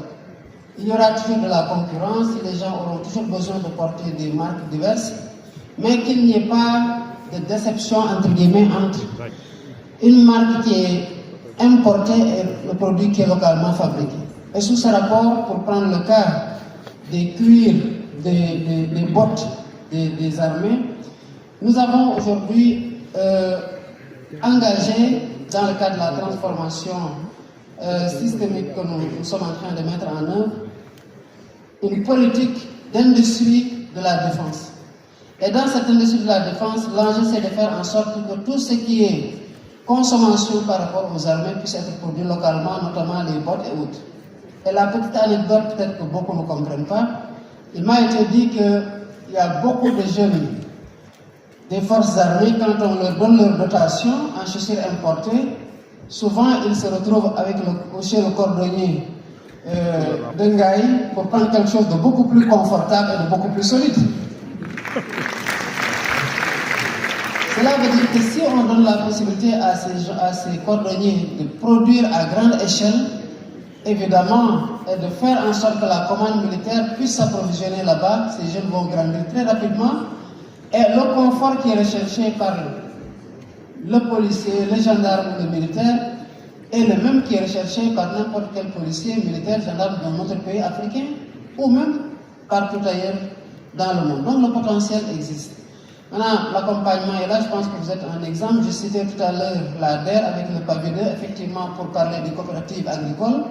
Et voilà tout à l'heure que vous, dans la chaîne de transformation de la valeur ajoutée, la DER se déploie aussi pour financer ceux qui transforment les mêmes produits. Parce que ce que je disais à la déléguée générale de la DER, je le dis, il faut que l'intégration entre l'agriculture au sens primaire puisse être faite avec l'élevage. Parce qu'effectivement, l'agriculteur qui va aller cultiver de l'arachide sera très intéressé de savoir quel est le prix que le gouvernement va retenir pour l'écoulement de sa production de l'année.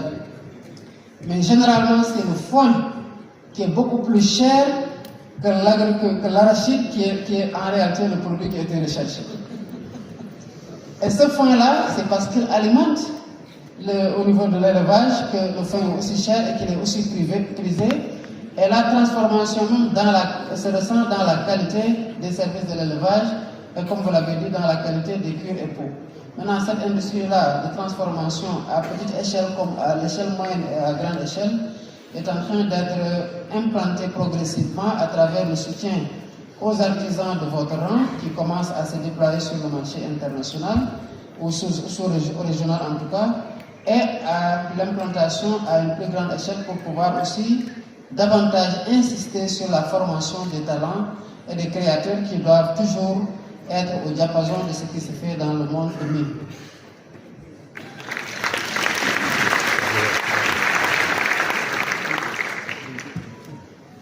Let me say,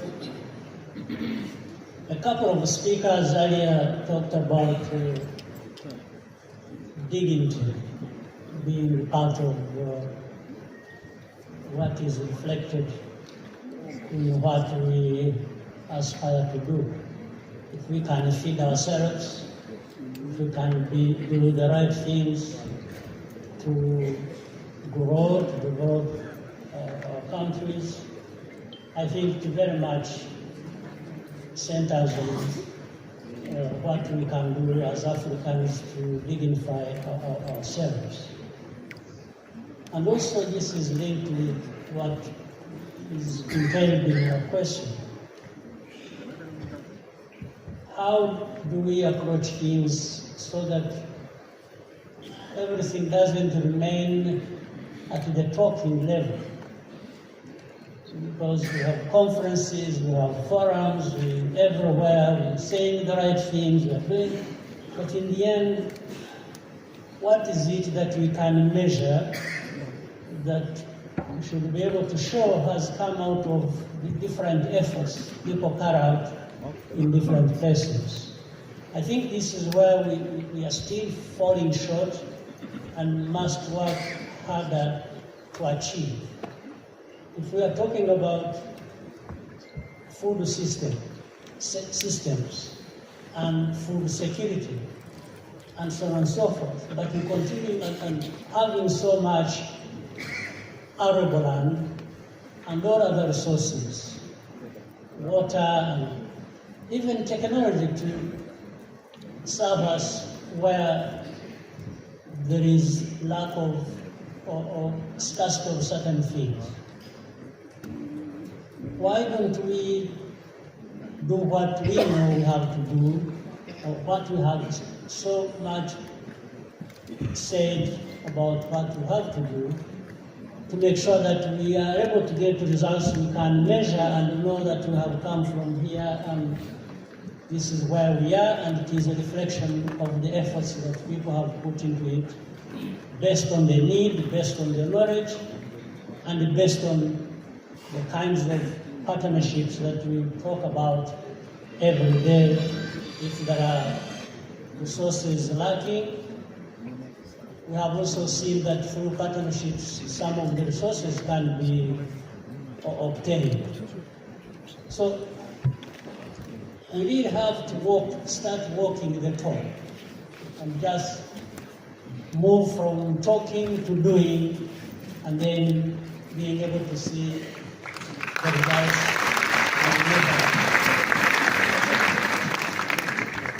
And this is a responsibility for all of us. It's first of all primarily governments, of course. That's why governments are there.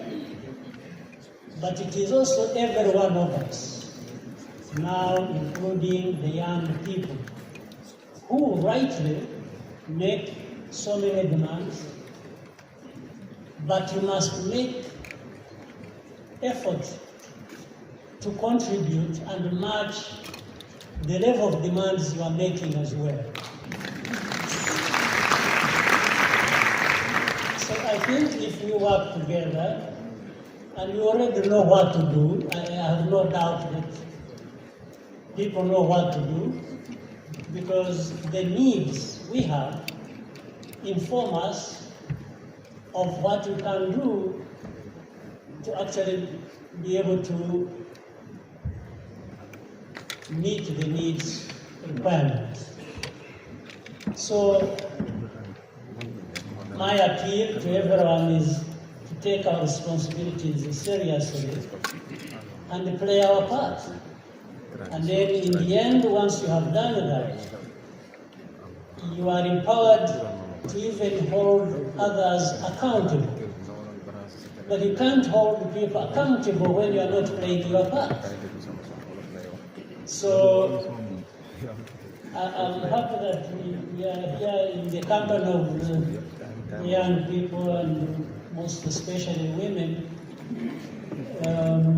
Women, by the way, for example, in my country, constitute the biggest percentage of our population. Women are 52%, 51%, men are 49%. So women are very important.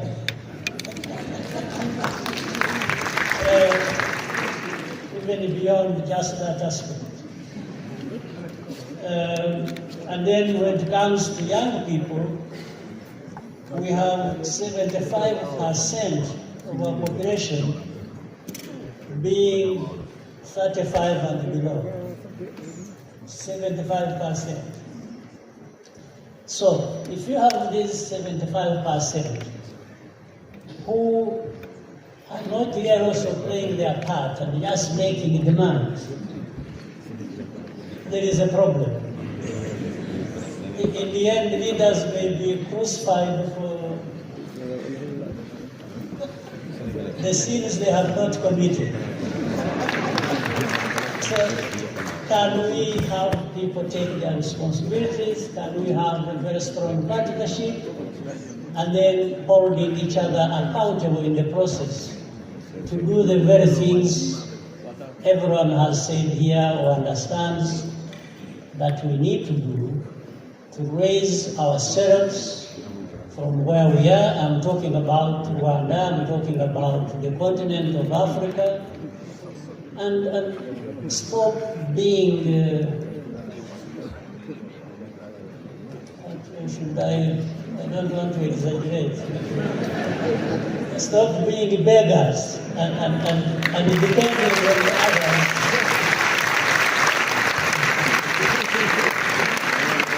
We can't keep depending on the rest of the world. When we have everything, when our people know what to do, when there is really nothing lacking. And this covers the very topic we are discussing. I rest my case.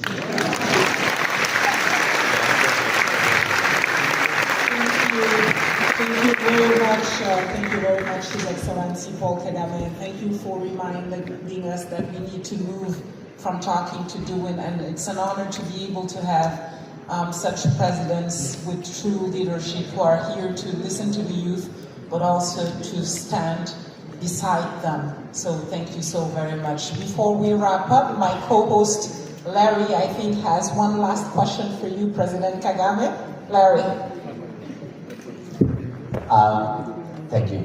I think you already covered some of that in your final remarks, but you are sitting alongside the youth here and many in the room, many of whom are in the Youth Dome, by the way, so I hope you go and visit the Youth Dome over this week and see the work they're doing, they're exhibiting there. But what's the word for both excellencies? What is your message for African youth? What do you want to leave them with?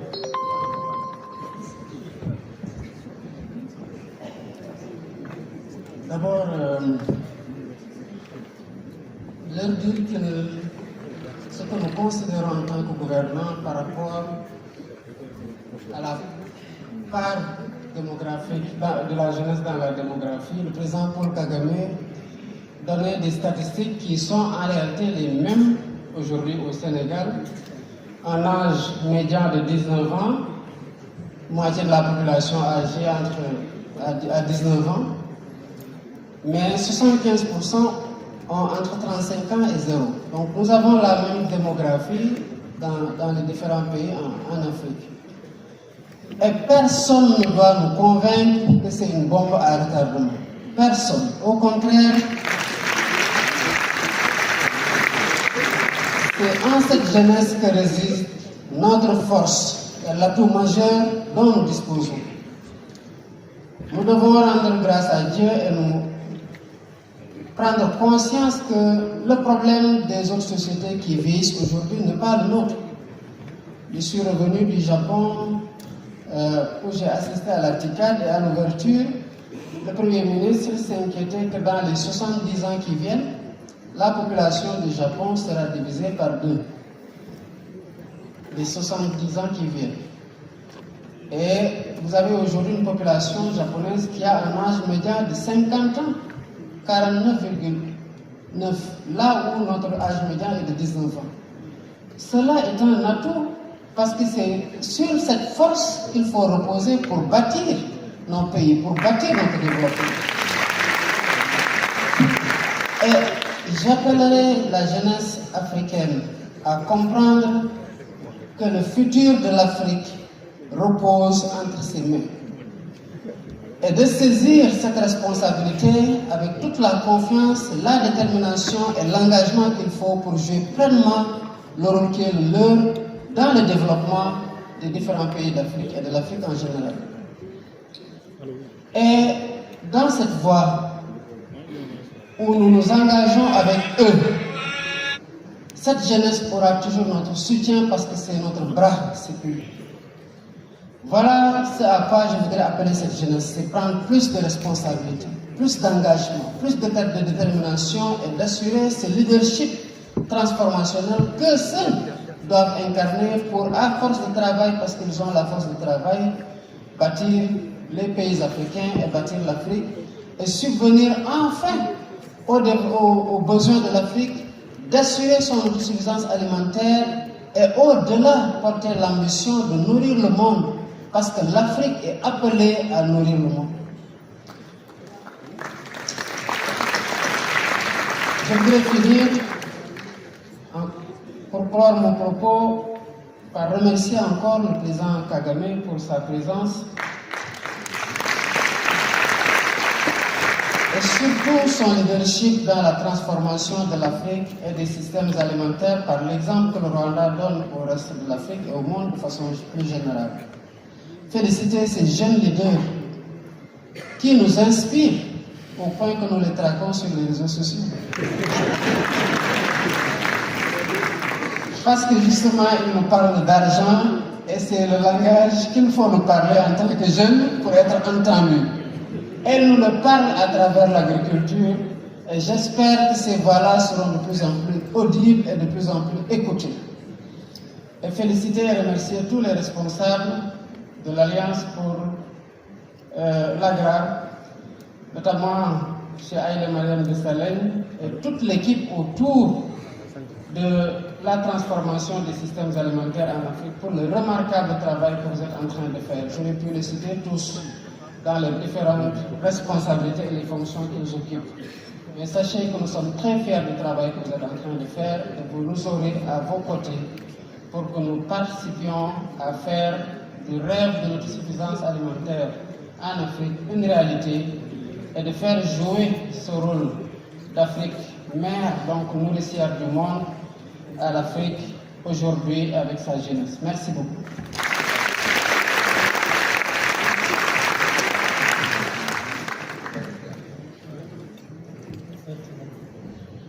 All right.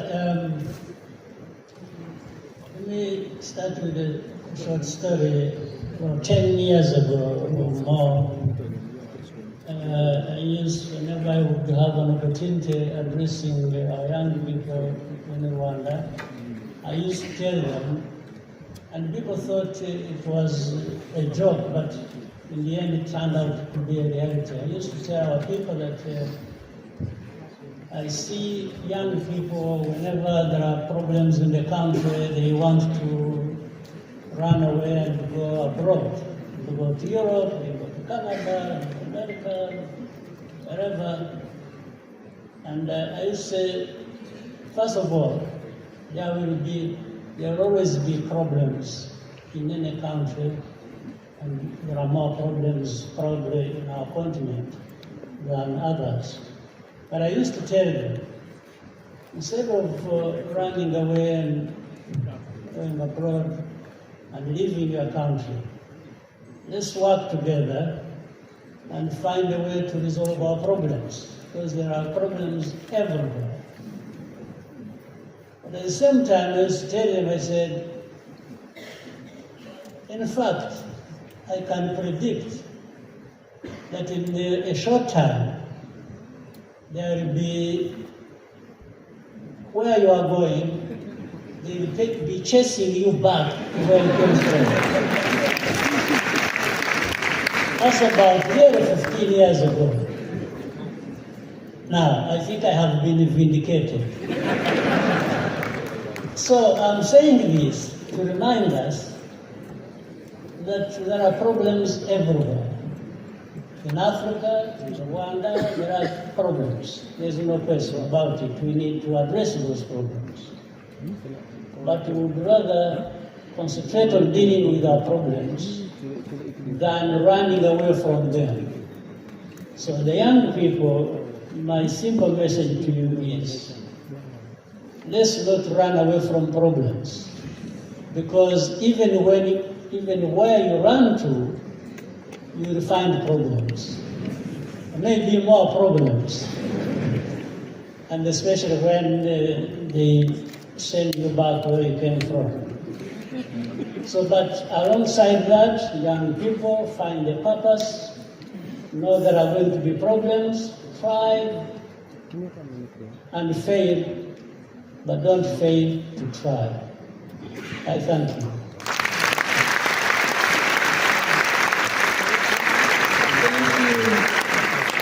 President Kagame said, you predicted 15 years ago that they would be chasing them back, sending them where they came from. Is that why you're accepting them? You're accepting the migrants the UK does not want, the migrants the US does not want? In fact, in accepting them, by the way, we started also some time back, maybe 2018 or 2017. We started accepting people from Libya. We still have run that program to this day, from 2018. Right. People from all different parts of the continent, especially abroad. We are now working with the IMO and the UNHCR. They bring them to Rwanda, process them, and those who want to go back home, they go back home. Those who have where else to go that is acceptable to the countries that take them, they go. And by the way, some of them, those who don't want to go back, those who don't have anywhere to go, we settle them in our country. Meaning we are settled. So it has been a kind of principle we have applied also from the lessons we have learned as a country. We have learned many lessons. And for me, the person you see here in front of you, I was a refugee for 24 years, living in a refugee camp. So I understand the pain of, if we can,